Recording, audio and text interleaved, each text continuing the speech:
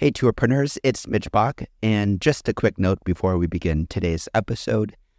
Tourpreneur is currently sponsored by Google. We're thankful for their support of our community, and we are offering with them a completely free course helping you unlock the power and potential of Google's Things to Do program, which is specifically helping tour operators add their tours to Google in new ways that gives you new exposure and more direct bookings. To learn more, go to tourpreneur.com/Google. And as always, show notes, more resources, links to our newsletter, our business coaching community, and so much more are available on tourpreneur.com. Now to the episode. Today's episode is brought to you by Checkfront, the booking platform trusted by over 5,000 tour and activity operators around the world. You can start your own free 21-day trial over at checkfront.com.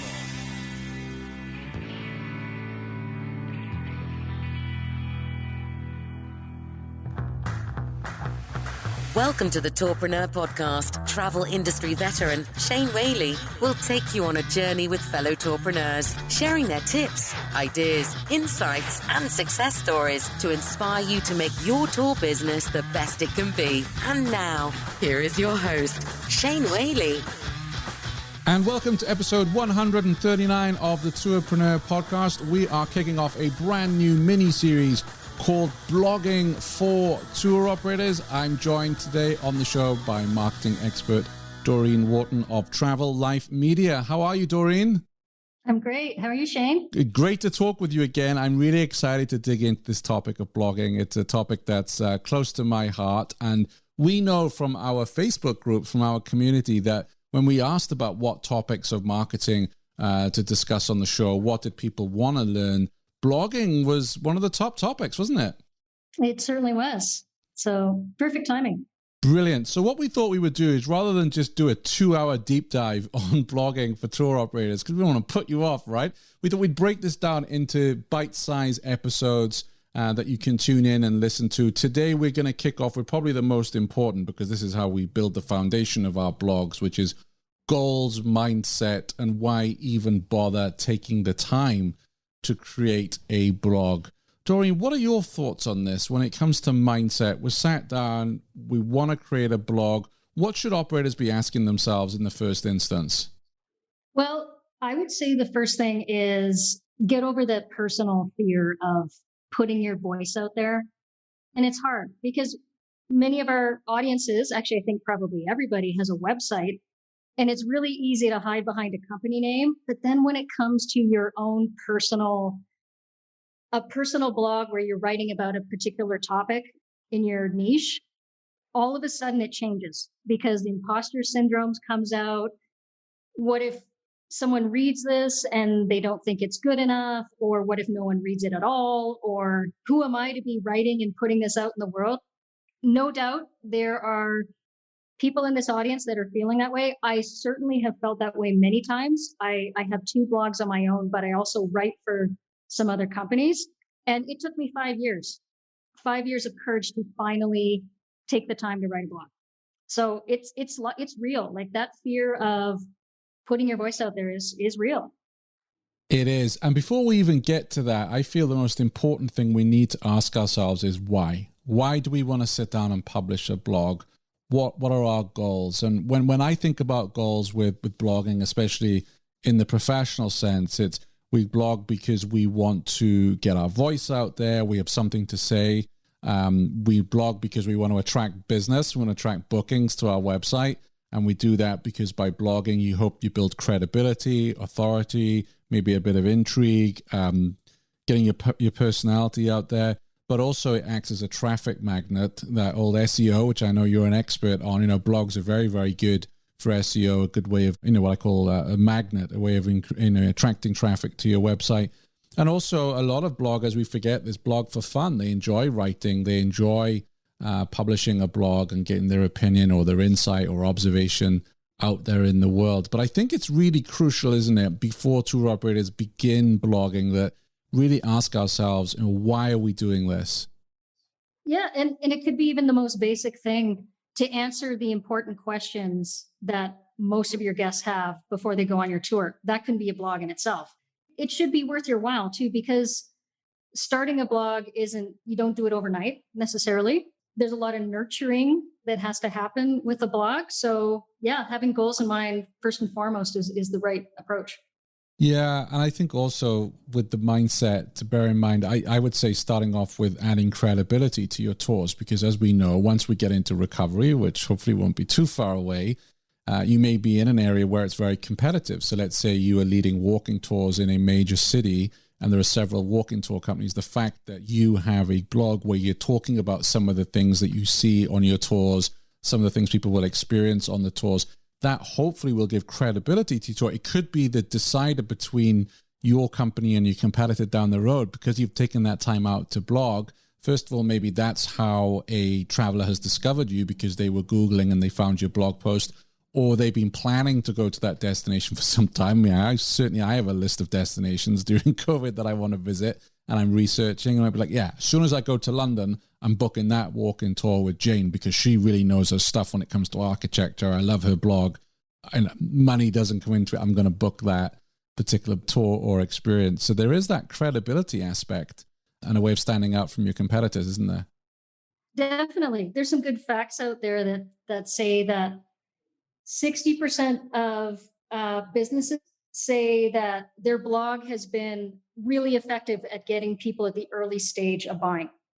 Yeah. So that person right now who's in lockdown and dreaming about their next vacation, what are they doing right now? They're researching. And blogs are one of the best ways. You think, oh, well, the social media is. Well, chances are social media they're looking at, but it was a blog that was linked to that piece of social media that got them reading about a particular location.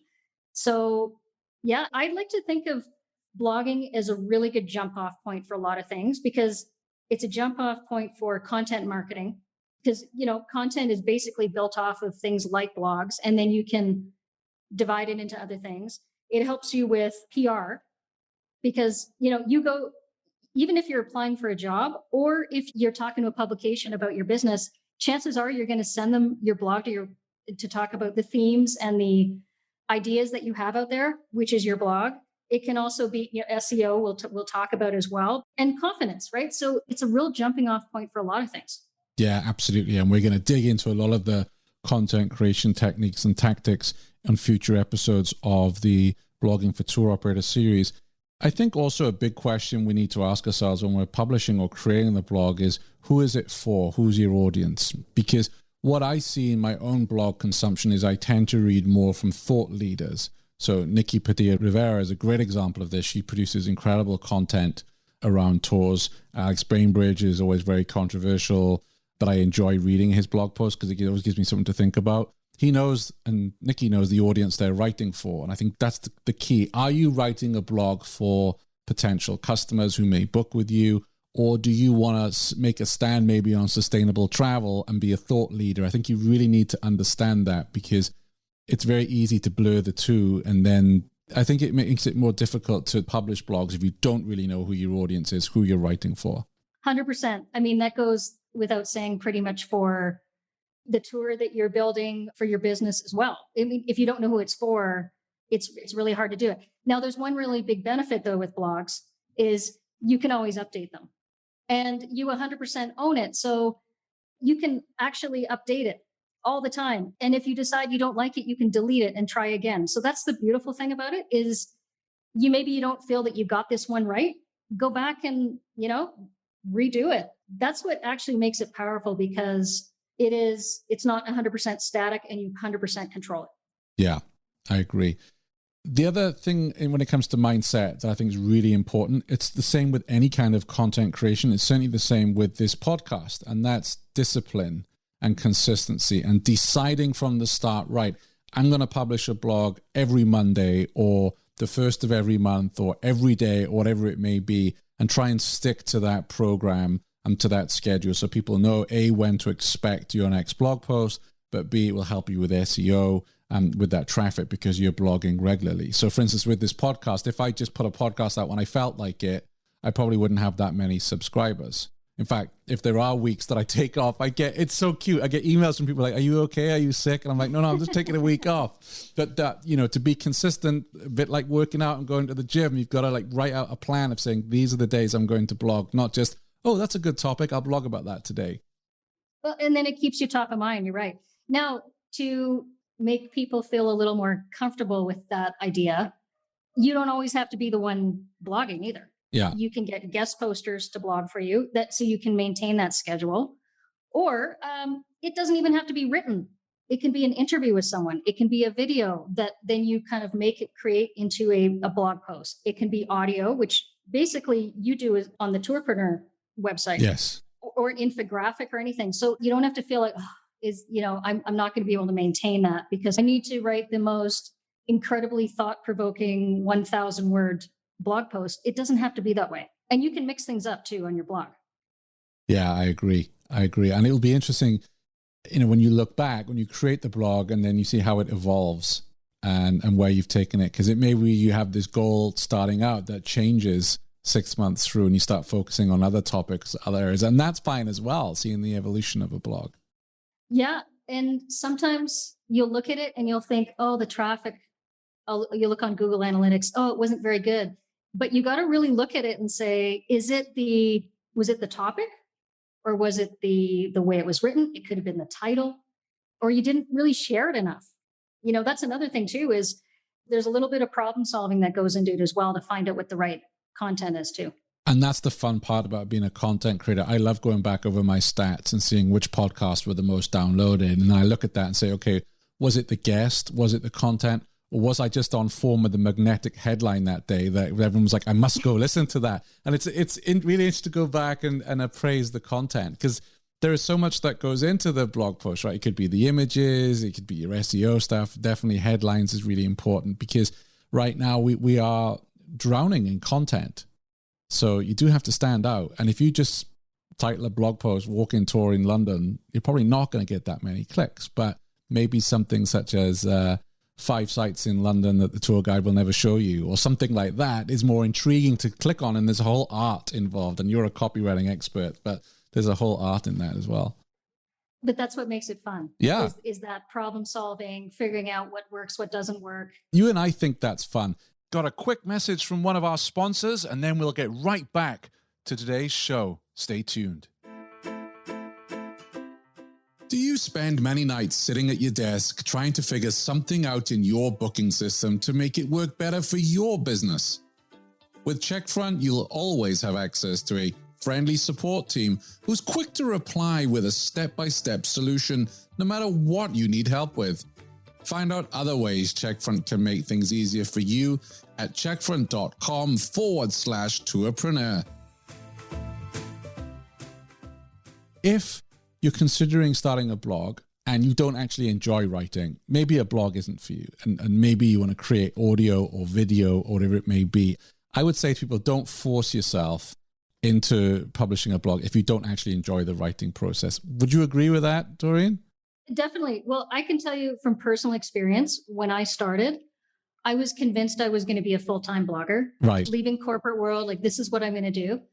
I was so exhausted trying to live up to that, and I really wasn't enjoying it. Yeah. And so instead I pulled back and thought about, okay, what is it that I really want to do here? What's important to me? It changed from there. And I didn't actually really like it that much. I just thought it's something I should be doing because that's what people do. Yeah. or this should be the normal stage that you got to really dedicate to something and do it really, really well to move on.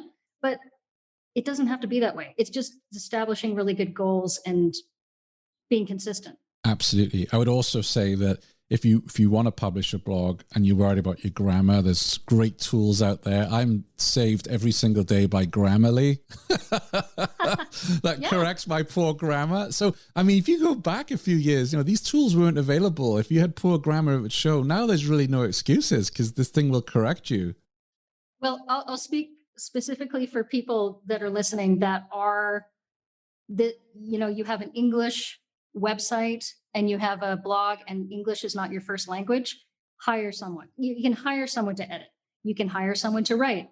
You improve it and change it as you go. It's not a problem. I use an editor all the time on mine. I made the mistake of making a really bad mistake on a blog that I had, like just a really ridiculously horrible spelling error throughout the entire thing.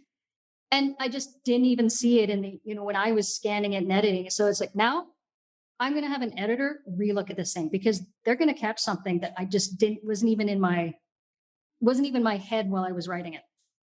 Yeah, absolutely. I say, saved by Grammarly so many times, and I look back and say, how did I make that mistake? But that's the really cool thing. So even if you want to write and you're not confident that, like you say, especially if English is your second language, or even in my case where I haven't read a school book in many years, so I forget the grammar.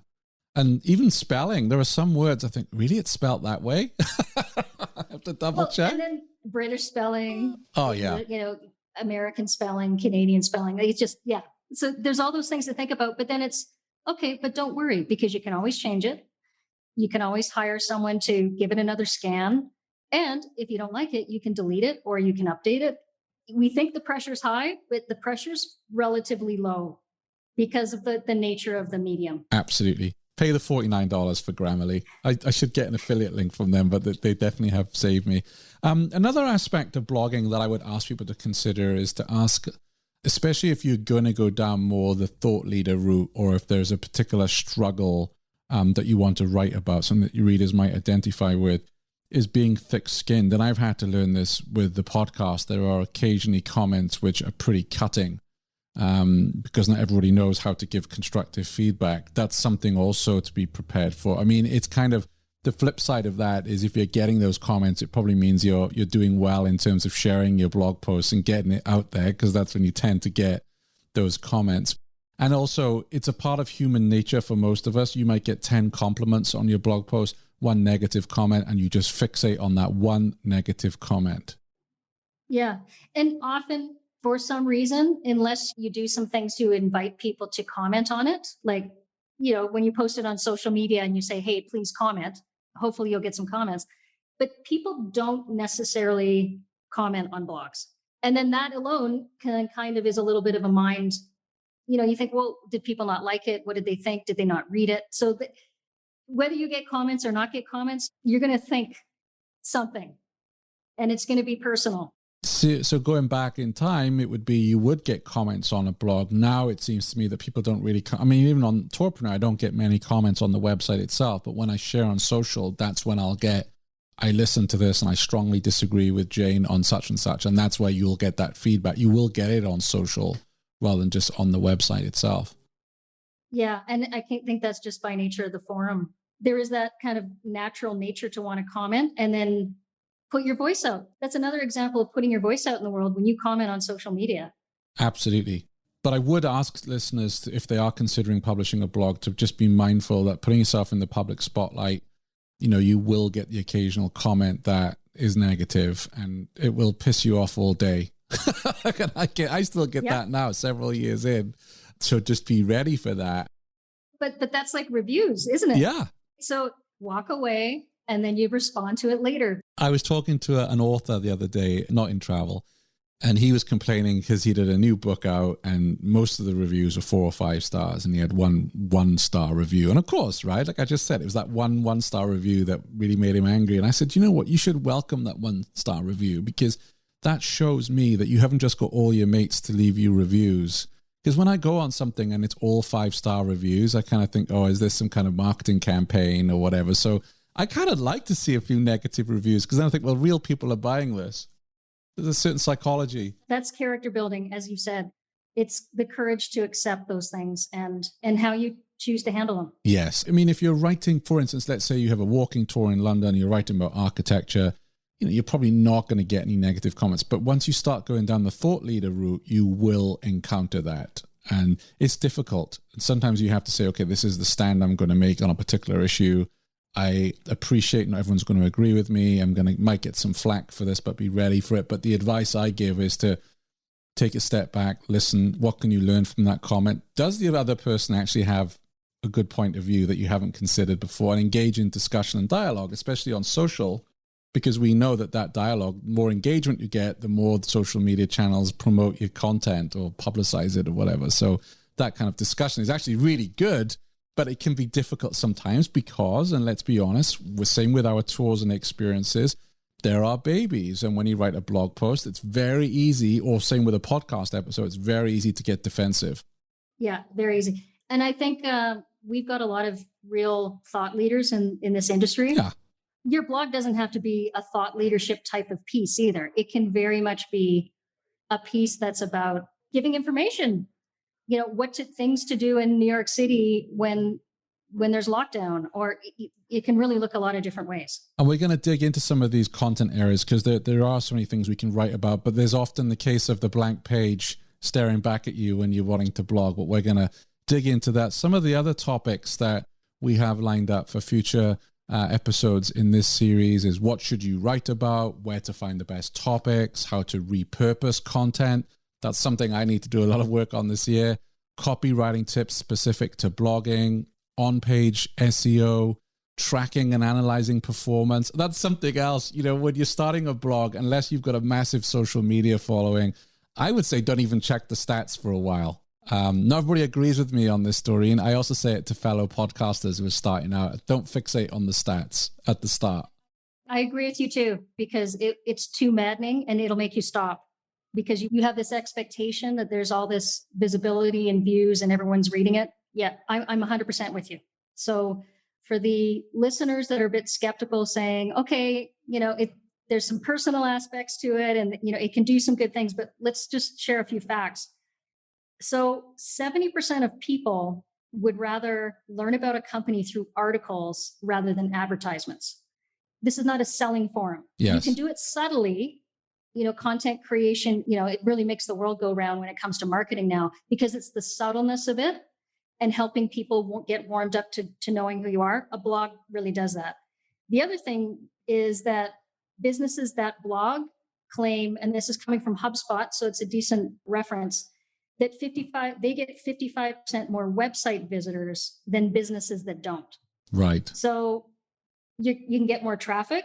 You're marketing your business in a subtler way than selling all the time. And then the other one is you get 97% more links than businesses that don't have a blog. And links are really important as an important part of SEO. Love it. Which improves the value of your website. So there are reasons to do it, 100%. And bringing new people into your business is obviously a big part of it as well. Well, a good example of that is on links is I'm going to add some links to the show notes, which is tourpreneur.com/139, to advice from other bloggers about how to get started and how to write blogs. Now, the chances are a listener may land on that page. That person may have really good content. It's an authority that they're not aware of before, and buy their book. They might buy coaching or none of that, whatever. But I mean, the fact is we're going to send people to those links because they're quality links. And that's the other aspect to this. What you write needs to be credible. It needs to be authentic. It needs to be genuine. Don't go hire a ghostwriter. I used to see this all the time in SEO. They'd hire people to write these articles for you. There was even AI and machines that would write articles going way back. Don't do that, because what will happen is, let's say, for instance, I want to go on an architecture tour of London. I'm reading about your private tour. I'm reading your weekly blog or your monthly blog. You're building that credibility with me that I know as soon as I know I'm coming to London, I'm booking your tour, not the person down the road who's offering that tour. So there's so much value in having that blog post, consistent blog posting. I have a different point of view on that, because Sure. I also do ghost writing for some blogs. And the most important thing is you need to keep the consistency. And the reality is there might be some other people writing it, but you're always going to be the one that's looking in and editing it and changing it to make sure you're comfortable with it and it's going on your website. I can agree with that, but I would also say hiring you probably isn't cheap, and you'll do a really good job and lots of research, and you'll look at the tone and voice of the website, and you'll go and research the topic being discussed. There are a lot of folks out there that are charging bargain basement prices for blogging, and they're the ones that you have to be careful of, in my experience. Fair enough. But the same goes for guest posting, which is a really effective strategy that we'll talk about in future episodes, is having people write about a particular topic that's related to your theme or your niche. They're going to have a different take on it, but you're still, in the end, you need to feel confident what's going on your blog. Well, then you go from being a blogger to an editor. And you need to decide, hey, is this content useful? Is it authentic, incredible? Is it the right tone for my business, for my website, right? So then you become an editor, right, not just a blogger. And yeah, absolutely. I strongly believe in guest bloggers, but I get a ton of email from many of them who want a guest blog on Tourpreneur for things that are just not relevant to the travel industry, let alone to tours. So you need to be very careful when you bring on a guest blogger to a guest post. Well, those guys are after the link. So exactly. They're looking to get a link. Yeah. They don't even care that their topic is not related to yours, which is annoying. Yeah. Having that credible content will lead to more bookings, more business, and more traffic. But I think the main lesson from today is just making sure you have that goal in your mind before you start out, and also really know who you're writing for. Any final tips on that? Take a deep breath, because it just feels like one more thing that you have to do on your business, but it can pay out. Yeah. You can easily do it little by little and not feel like this is going to solve all of my traffic and visibility problems. It won't. It's going to take time. Who knows? You might actually enjoy it. I agree with that. The only thing I would say is make sure before you even think of publishing a blog that your copy is in good order for your tour descriptions, your photos are looking good, videos are looking good. Make sure you have the basics in play before you go write a blog post. Yes, fair enough. Brilliant stuff. Well, I'm really excited about the next topic we are going to tackle. So next month, it's going to be what should you write about, or video or audio, and where to find the best topics, because this is one that comes up a lot about, okay, I'm going to blog. You start off with enthusiasm and then you can dry up on ideas. So I'm really excited to tackle this one with you, Doreen. And there may be even a chance we'll do a live Q&A as well with the community. I'm looking at a few tech things right now, see if we can make that possible. So let us know in the Facebook group or drop me an email.